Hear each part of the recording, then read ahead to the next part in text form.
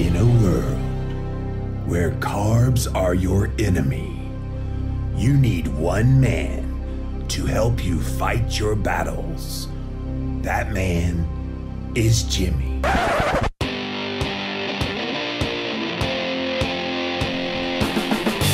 Combating nutrition disinformation and general bull. It's Jimmy Rants. JimmyRants.com. Welcome to the Nutritional Pearls Podcast, featuring nutritional therapy practitioner Christine Moore and hosted by veteran health podcaster Jimmy Moore. Listen in as they feature nuggets of nutritional knowledge and provide practical application of what to do with this newfound dietary wisdom in your pursuit of optimal health. Visit our website, nutritionalpearlspodcast.com, to explore more nutritional pearls that could change your life. And now it's time to blow you away with today's featured nutritional pearl. Here's Jimmy and Christine. What's up, you guys? Welcome back to another Instagram Live, and we're here with another episode of Jimmy Rants. JimmyRants.com is the website, and as always, pop on over to Instagram. That's where all the fun begins. I'm at Living Low Carb Man, LIVINLOWCARBMAN on Instagram. You can engage live, just like Texas Livingston and Korea and Terry and Jonathan and Nancy and Dr. Meaty McBurger. I love that name. Keto Mac and so many more coming in right now. If you missed the live, you can watch us on replay for up to 24 hours on Instagram. After 24 hours, you do have to pop over to YouTube to see all the past episodes of this here show on YouTube. Type in a keyword Jimmy Rants, you will find the show. Finally, the best of the best moments of this here show in podcast form is over on Apple Podcasts as well as Stitcher. It's under Jimmy Rants, and because this is a once a week, we do a crossover episode. You can also go to the Nutritional Pearls podcast. It'll be listed there as well. So go check it out, you guys. JimmyRants.com is the website. Jimmy, who can I turn to? You give me something I can hold on to. That's what Dr. McMeatyberg. Today's Jimmy Rants Nutritional Pearls podcast crossover episode has the lovely, the beautiful, the talented Christina Wiener, Christine Moore, NTP. What's up, Chris? Hello. Not much, just talking to you. Yeah, so when I brought up, what do you want to talk about on Nutritional Pearls Jimmy Rants crossover episode today? And she said, we've seen a lot of people in the news talking about vegetarian, vegan diets lately and how great they are. And some of the news that's come out from pretty big names in the keto world, like Dr. William Davis and Dr. David Perlmutter, now saying that they're concerned about red meat leading to colorectal cancer. She said, I think we need to do an episode that puts red meat back on the map again, so to speak, because red meat's getting a bad rap, right? Yeah, it is. And it's aggravating because I think these studies that talk about red meat causing cancer, first of all, they lump grass-fed beef in with meats just like pepperoni or sausage or processed meats like that, luncheon meats, things like that. They don't distinguish between the type of meat. The quality of the meat. The quality of the meat. Second of all, they're not looking at, okay, what's going on to cause this thing, what specifically is going on. I don't think that they're looking at the root cause, which I think is digestive issues. And so if you have digestive issues, you're not going to be able to properly digest any food you eat, but in particular meat, because that's the hardest thing to it's the hardest thing on the body to digest. So I mean, so let's unpack that a little bit. Yeah. Because you are a nutritional therapy practitioner, and in your training, if you don't have enough, say, stomach acid in your body, which is 9 out of 10 people, we've talked about that on Nutritional Pearls podcast before, 9 out of 10 people don't make enough stomach acid.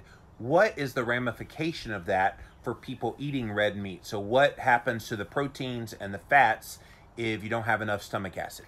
So specifically, the proteins go bad, they putrefy.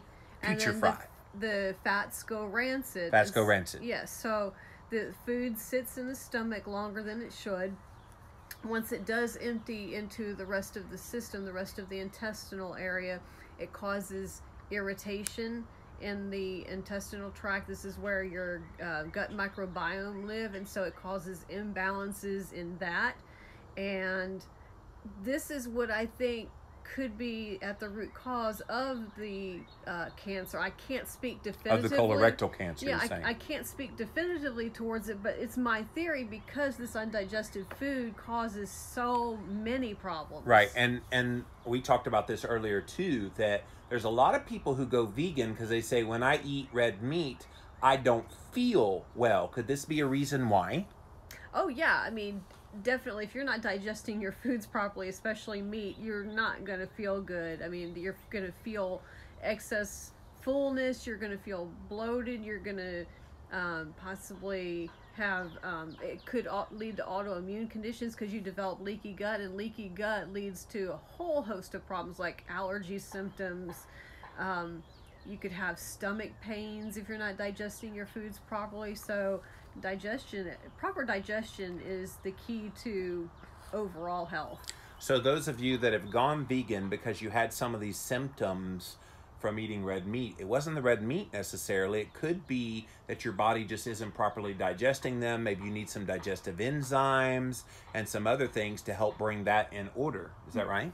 Yeah, so in order for you to produce enough stomach acid, you've heard me mention before that you need vitamin B6 and zinc. So if you have vitamin and mineral deficiencies, you're not going to be producing stomach acid, and therefore you're not going to be digesting your foods properly. So if they don't eat meat, which we're going to get into what's in red meat, ironically, that could help with stomach acid, but if they don't eat meat in their diet, are they exacerbating the very things that might be the answer to why they had the adverse reaction to eating meat to begin with? Yeah, the meat has those key nutrients, specifically B6 and zinc, that are needed for stomach acid production.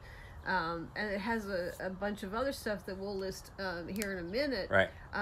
But yeah, I mean, eating red meat can very well fix, especially if you do the organ meats. Those are so nutrient dense, but even the information that I looked up was specifically for a 10-ounce ribeye. Right. We'll get into that in a Yeah, minute.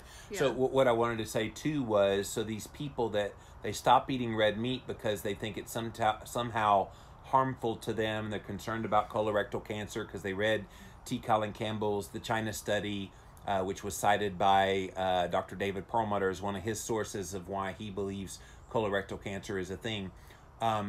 What in the vegan diet would give them B6 and zinc that could help alleviate that stomach acid issue, or can they?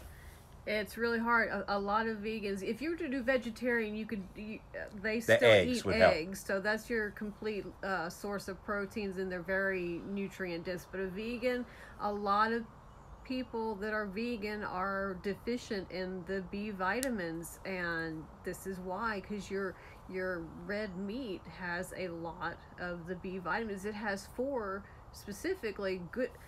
of the B vitamins is in the red meat in very good quantities. So if you're not having the red meat, you're missing out on a lot of those B vitamins. So if you're just joining us, we are doing the Jimmy Rants Nutritional Pearls podcast crossover episode, which we do each week with Christine, and this airs at nutritionalpearlspodcast.com as well as on Apple Podcasts and wherever you listen to podcasts. But we wanted to talk about red meat because it's been getting a black eye in the media lately.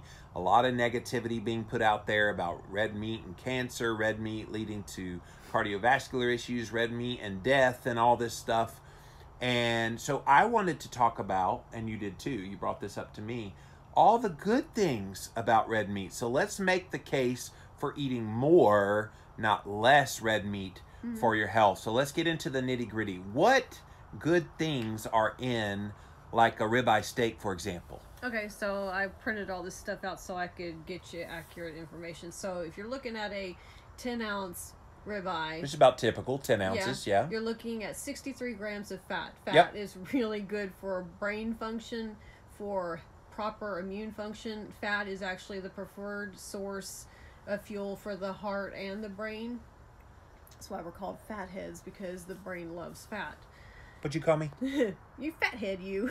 Fathead! So then carbohydrates 0, protein 69 grams. So it's basically a 1-to-1 a gram ratio. Which but, makes it about 66% fat, 35% protein. Right, because remember, fat has more than twice as many 9 calories. Calories per gram. Yeah, as compared to protein or carbs. So then you have cholesterol, which we're not worried about because eating cholesterol does not raise your cholesterol. Cholesterol, 233 milligrams of that. Then you have potassium. It has 38% of your RDA. Oh, potassium. That's good, because a lot of times people worry about potassium because you don't eat like bananas on a ketogenic diet, but you do have avocados. So if you have, say, half of an avocado and a ribeye steak, you're getting a lot of good potassium. Yep, that one. And then your first B vitamin that it has, riboflavin B2.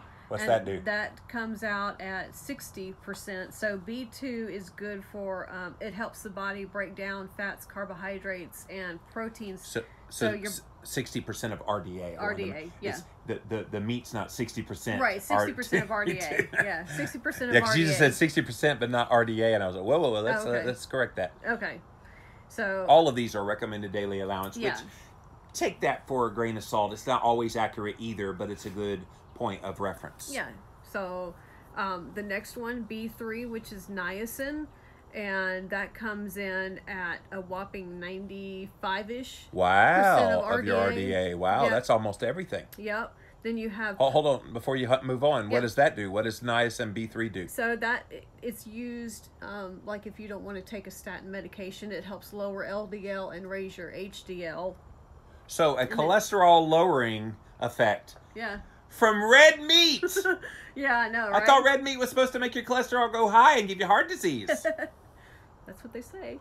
But it's also needed for phase 1 detoxification, and it also helps create essential fatty acids in the body. So your essential fatty acids are your linoleic acid and alpha-linolenic acid. So it creates it in the gut? It helps to, in the body, Right, keep going. Yeah, so that you have your B3, and then you have, what's the next one here? Pyroxidine. Yeah, B6, which is pyroxidine, and this one comes in at a 70% of RDA. And this one's important, why? So B6 is needed it works with glutamate to help form GABA. And glutamate is? Glutamate is an amino acid. A protein, right? That turns into, with the help of B6, it turns into GABA, gamma aminobutyric acid. It's a brain compound. Yeah, it's a brain compound. I think that's the name makes you for feel it. good. So yeah, it's one of those neurotransmitters. Thank you. And then B6 is also needed for stomach acid production, which is biggie. Yep. Well, we were just talking about if you don't have enough stomach acid, you can't digest the meats that would have the red meat that has fat and protein in it very well. Yep. But interestingly, it has the building blocks within meat itself to help you build more stomach acid. So that's why it's not a bad thing. And one interesting thing for B6, if you have a severe deficiency in B6, it might lead to motor tics and I'm sorry, what? Yeah, exactly. What'd you say?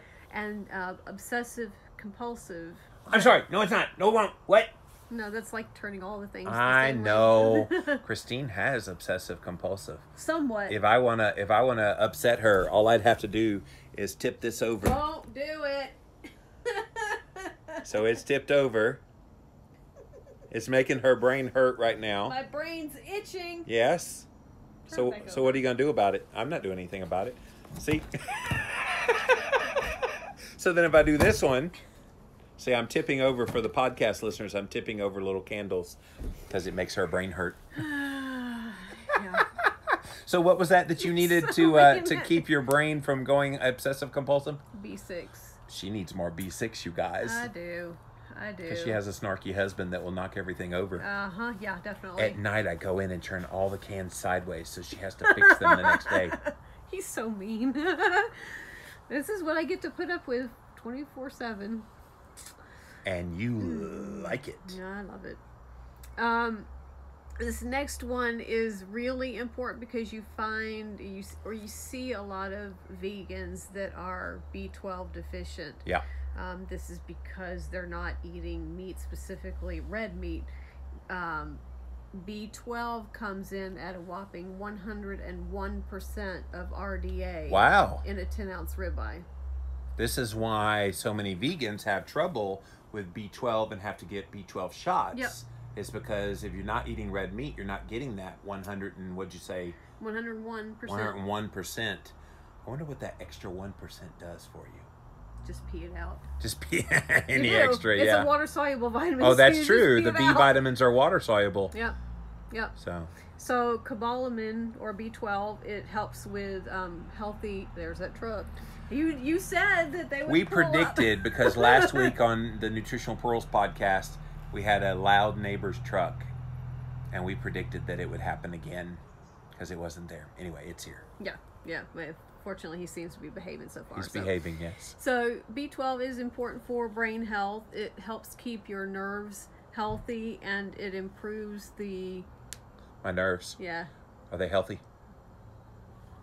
Go ahead. Yours definitely are, I think. It improves the health of red blood cells, and it's very important in the formation of DNA, which is Building blocks of life. Yeah. Yeah, so it's that one's very important.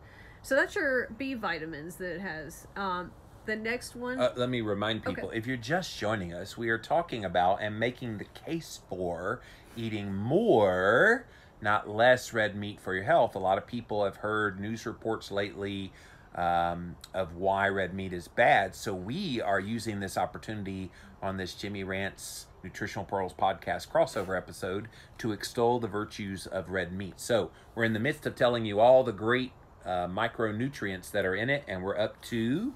We are up to iron. Iron. This is one that, exactly. If you have too much iron, be careful with this.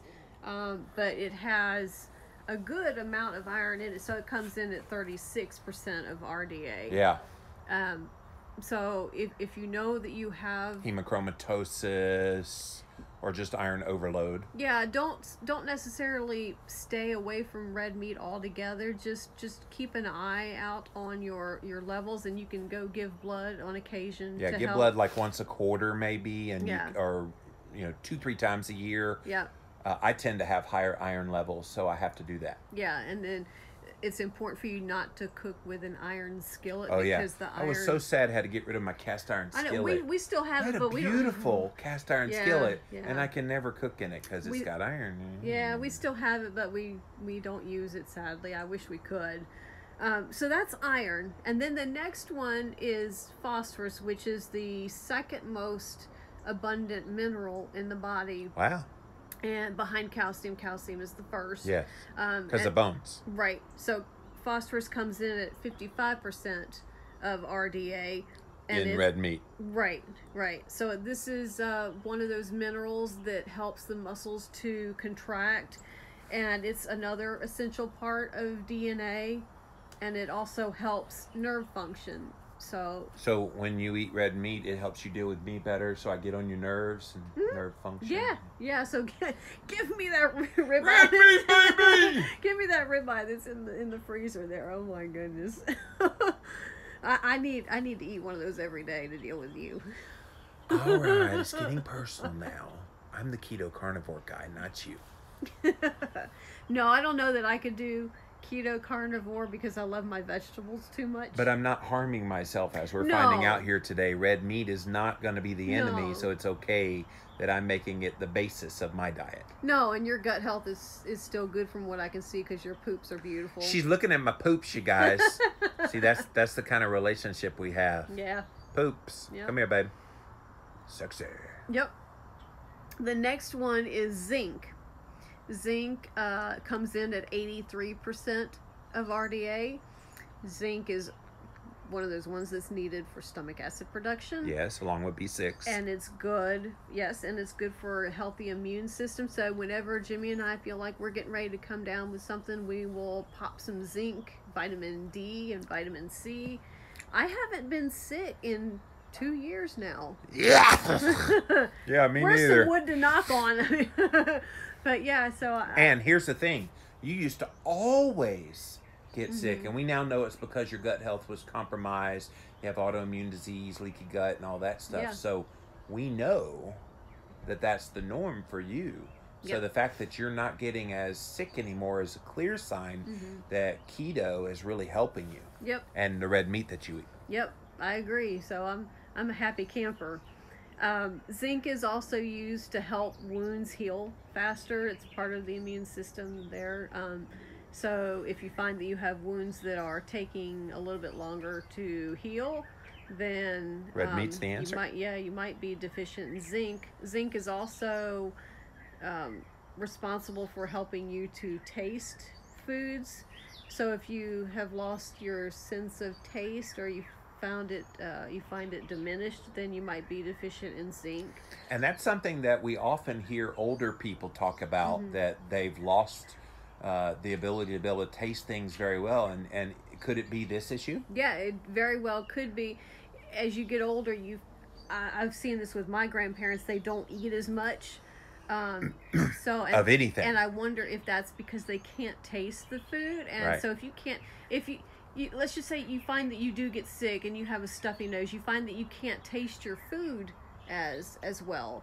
So I mean, I think it's fascinating how all of that's combined. So, and this is why I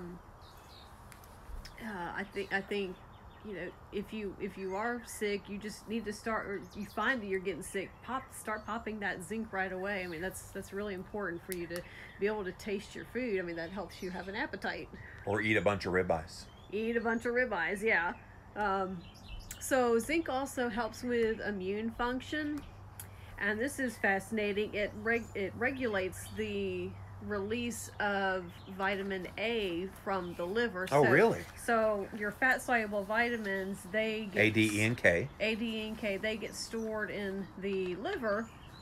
And so this is why it's really important to not overdo the fat soluble vitamins. You can pee out all the water soluble vitamins, but these fat soluble vitamins build up in the liver and can cause problems. So the zinc helps release vitamin A. I remember vitamin A when I was a kid. We used to watch like Gilligan's Island, and one of the episodes, they all were eating these foods and they were like supercharged. So I remember Mrs. Howell had a carrot, and she got all these vitamin A benefits from it, and it helped her eyesight or something. Anyway, it's funny the things you remember from your childhood. Right? Oh yeah. I had forgotten about that. Yeah. It's been a while since See, I've seen that's that. the ketones, guys. That's the I remember. ketones. I have little flashbacks. Nightmares a lot of times, but flashbacks. So, again, we're making the case for eating more, not less, red meat for your health, and we're going over all of these benefits that are found in red meat.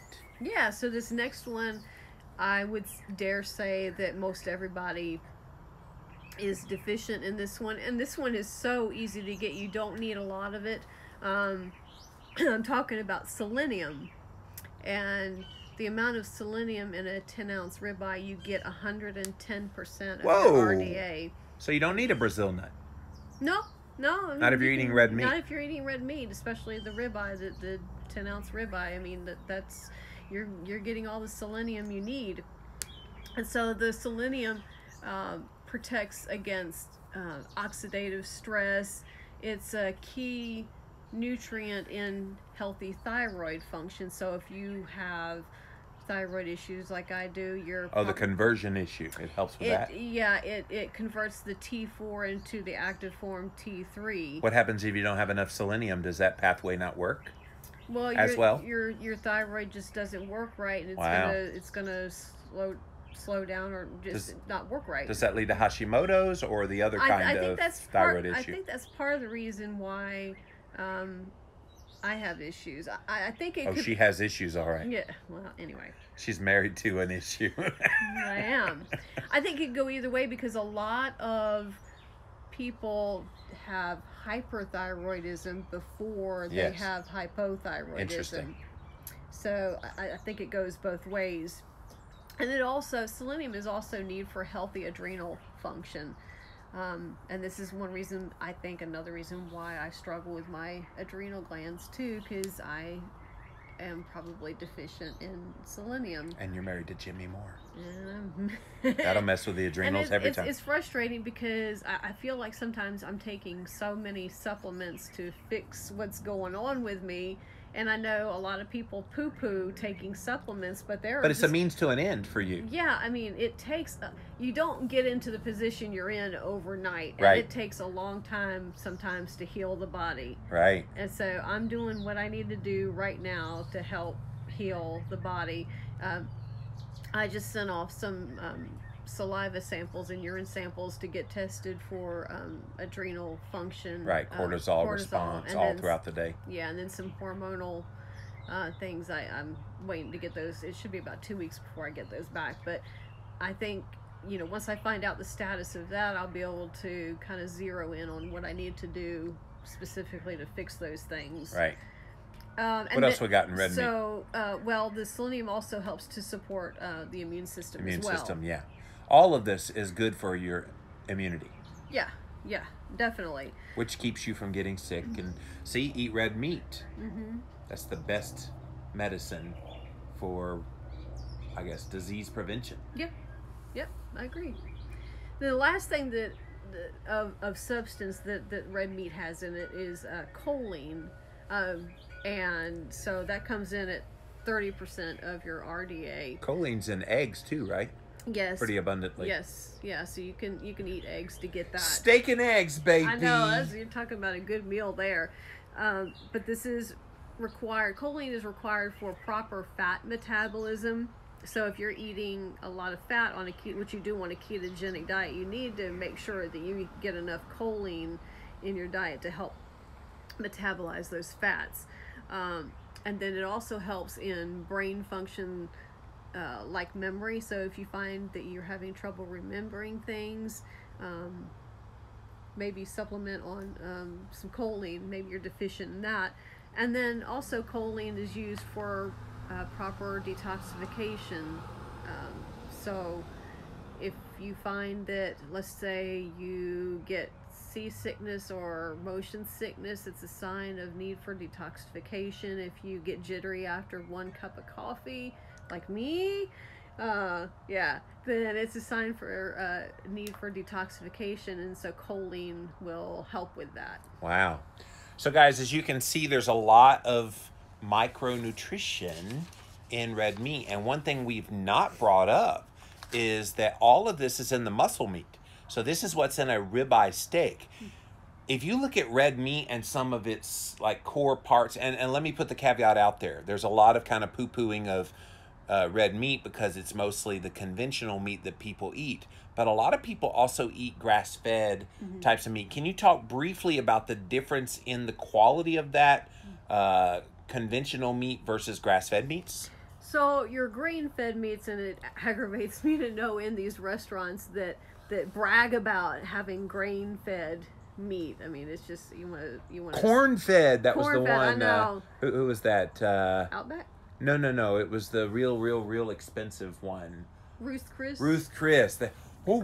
Corn-fed beef. I'm like, ugh. You just want to slap them upside their heads because you're like, oh man, the grain-fed beef is, the nutrients in it are just not near what the nutrient profile is for grass-fed. So you have, and especially I want to bring this out too, if you are having the liver from a I was getting there with organs. Keep going grass-fed versus grain-fed. Okay, so the toxins that are in the grain-fed, the nutrient profile is not as dense as if you were to do grass-fed, grass-finished. Nutrients as far as all those things you just listed off? Because this 10-ounce ribeye, this is of conventional meat, right?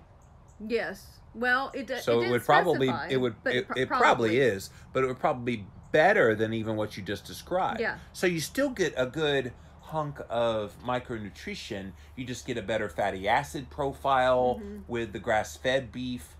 And also just the knowledge of knowing that you're supporting a farmer that put the efforts into that. And I think you get more of the K2 if you have something that's grass-fed. And vitamin D is also in there pretty well. Yeah. There's a lot of added benefits to getting the grass-fed versus grain-fed. Yeah. But that said, even grain-fed meats aren't the be-all, end-all negativity in your health that a lot of people are trying to claim that they are. Yeah, I agree. I mean, again, we're not better than carbs. We're not. Yeah, and see, that's another thing that I wanted to bring out. These studies don't talk about what else these people are eating, so they could be eating a bunch of crap too. And so, is it the red meat?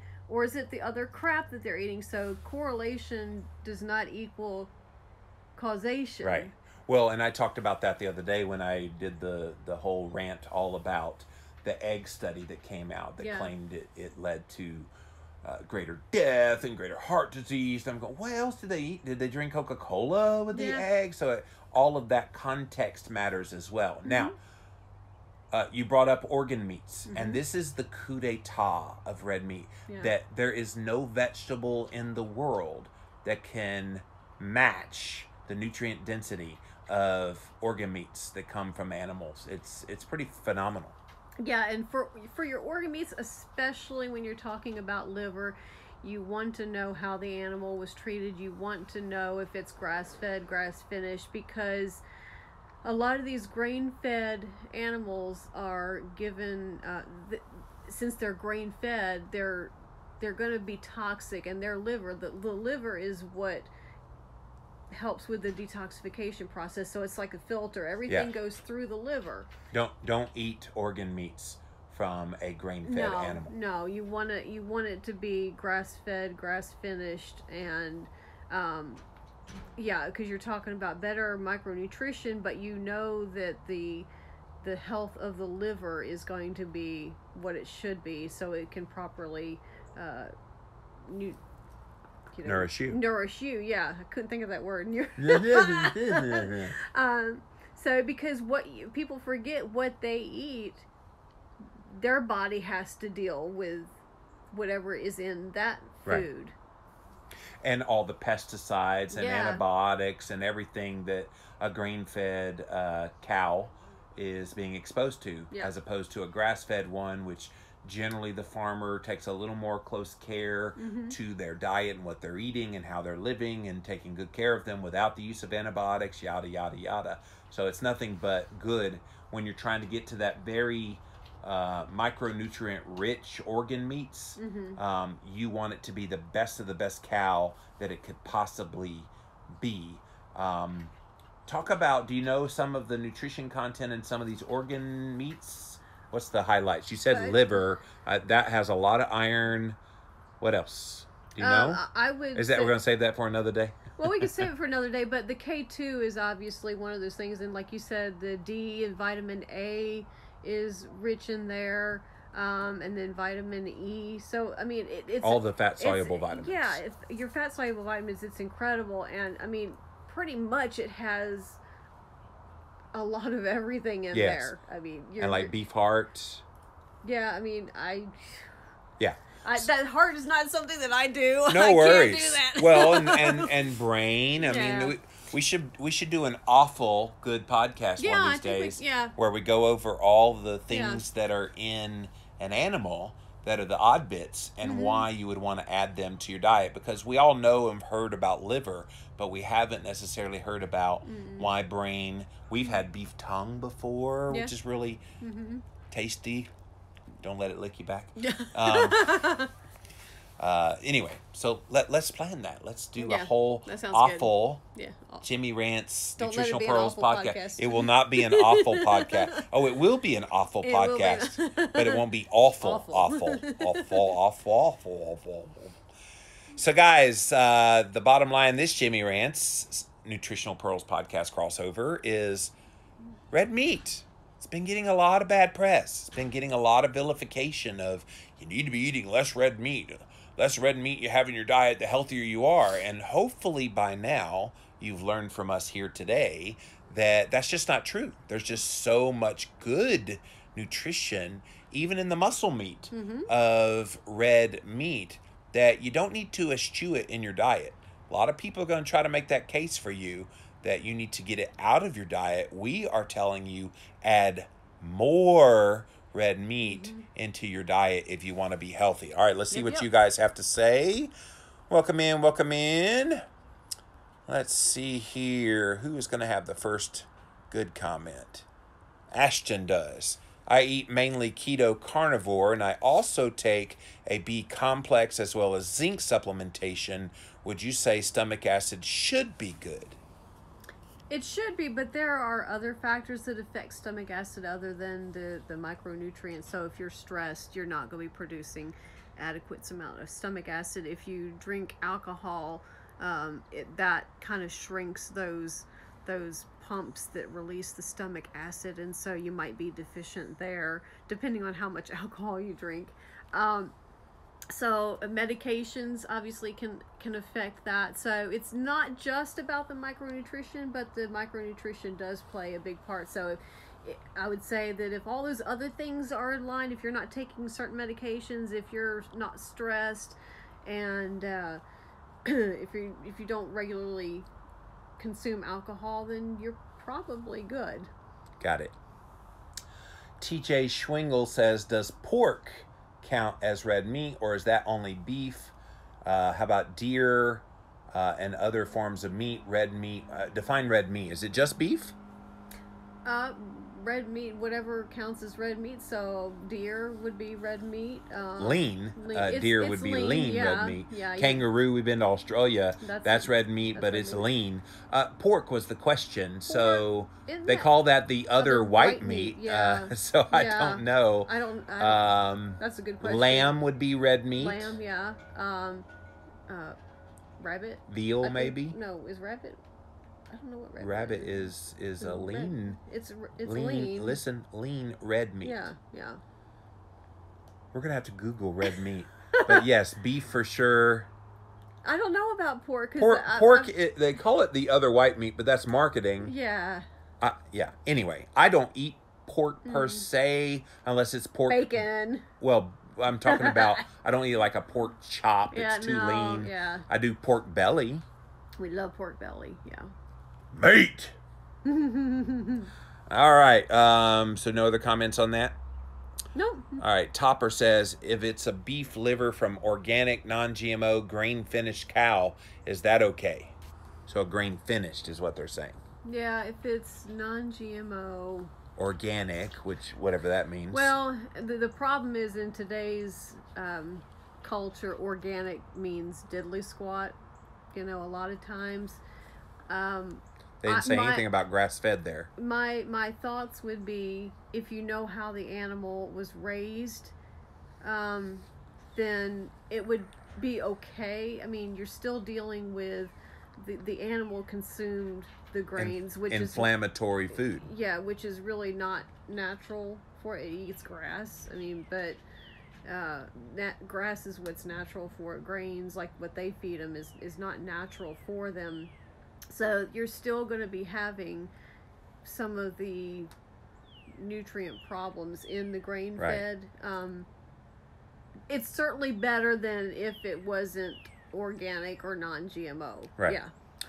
Yeah. If I'm eating red meat, do I need to take a K2 supplement? Depends. If your digestion is off, then you're not going to be properly absorbing those micronutrients, so you might need to supplement. If you're deficient in K2, it's possible that you might have osteoporosis depending on your age, and so the K2 and the vitamin D help tell calcium where to go in the body. So if you have a history of bone spurs, that sort of thing, you're probably deficient in K2 and you need to supplement with K2. But it all depends on your digestion. If you're digesting what you should, then you're probably, I would say you're probably okay. Just look at other things that you're dealing with. Right. All right, you have a fan, Christine. Yo Mama Lifts says Christine equals heart, heart, heart. Oh. I can't disagree, Yo Mama. That's so sweet. Alma says, I am deficient in zinc. I have low energy is that the reason why I have low energy, the low zinc? I'm also on a low carb diet. Well, low energy can come from a couple of problems. Obviously, yes, micronutrition, it can cause fatigue. I know if you're deficient in certain B vitamins, that can cause fatigue. If you are needing more energy, then you probably need to take B1, B6, and B12. Those are ones that kind of give you more energy. Is all of that in beef?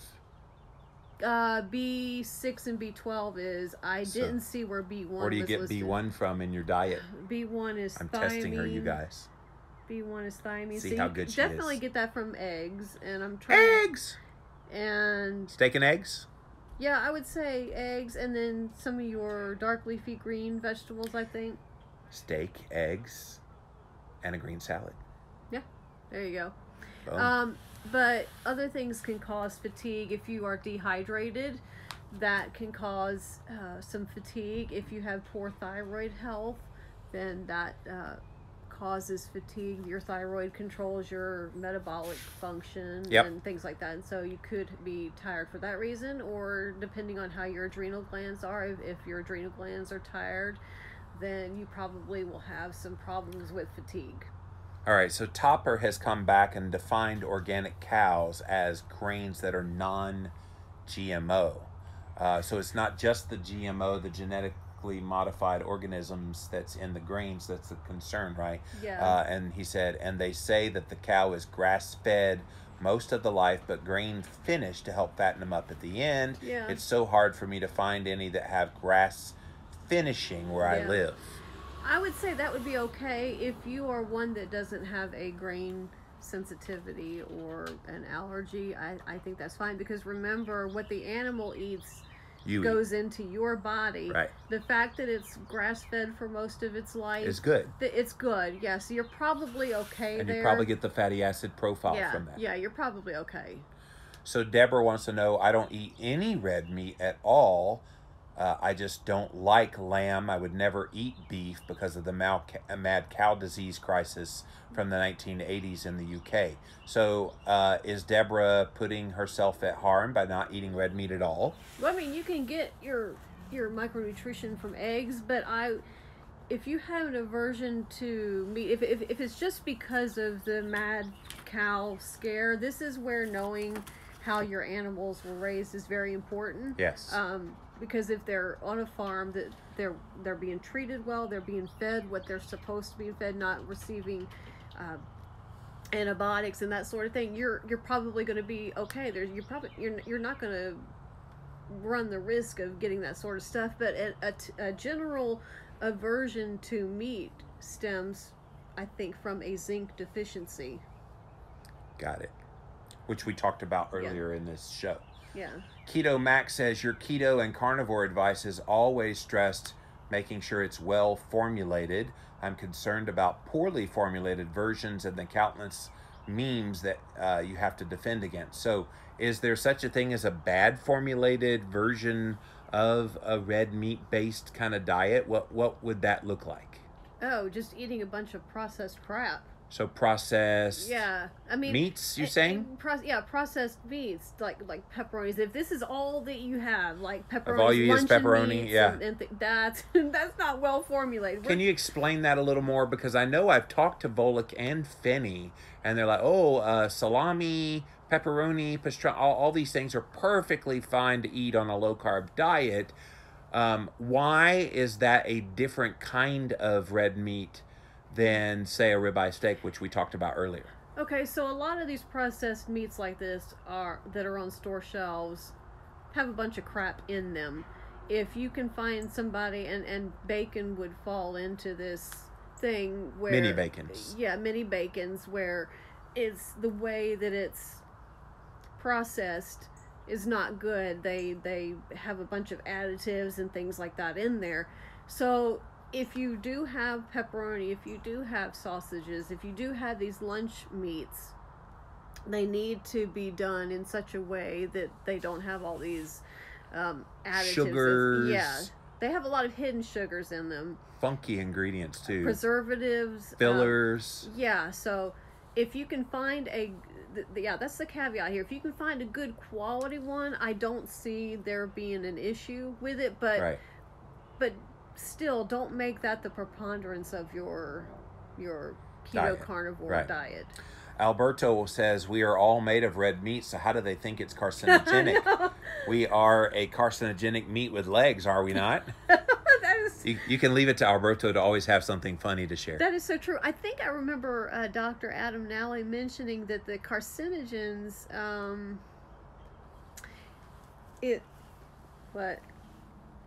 it comes from, it's a problem if you eat a high carbohydrate diet.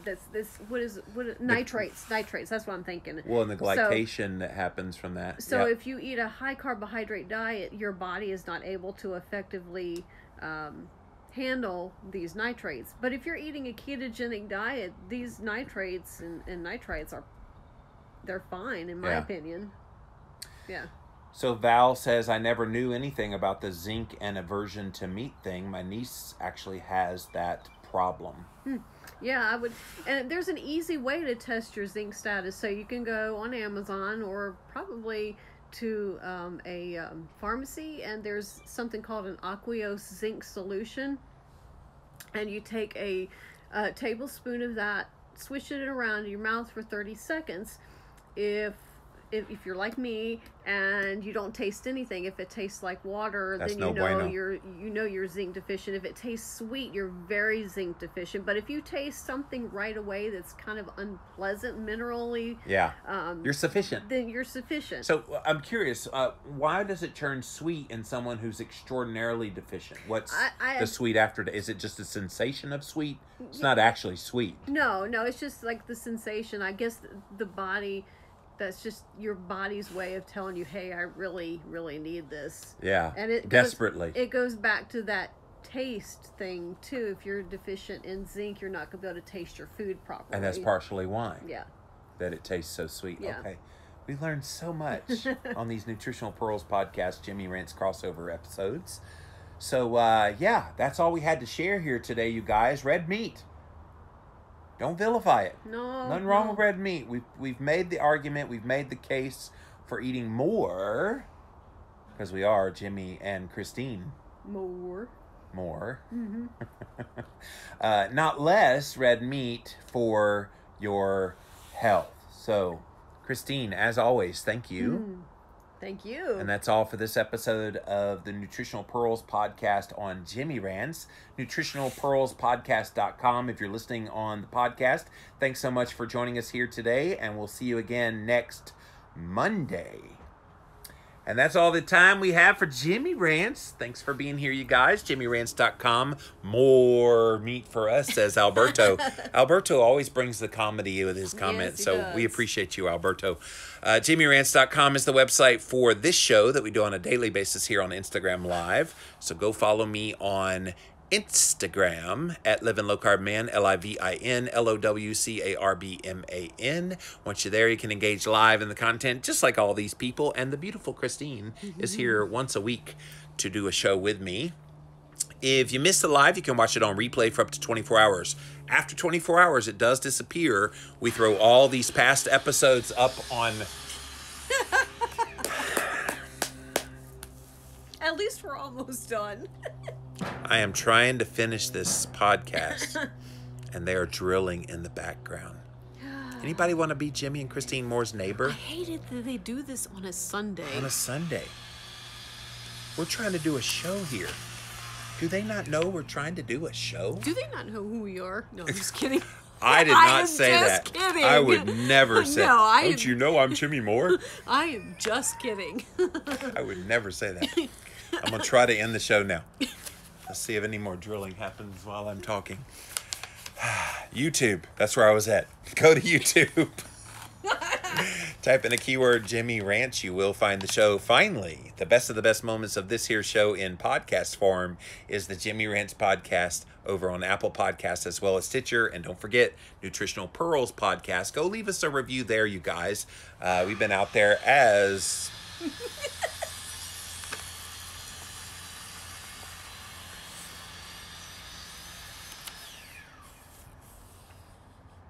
We've been out there as a podcast for over a year now. Yes, we have some. Can I say it on the air? No, I you can't. cannot say it on the air what you're thinking. What was I saying? Oh, yeah, we have nutrition. See, all you guys that hang around to the very end, you get all the bloopers of our show because of our neighbors over yonder. Yeah. Nutritional Pearls Podcast. Go leave us a review. See, this would help us because we have to put up with bad neighbors. If you would leave us a review, it would really help us. So, Nutritional Pearls Podcast. Go look it up on Apple Podcasts. Do that. Same with Jimmy Rants. Yep. Clunk. Hear the clunking over there? Oh, yeah. JimmyRants.com is the website. And I think we got to get off of here. Yeah, I think Because so there's some too. great people. Because he's going to start sawing again. Take me away.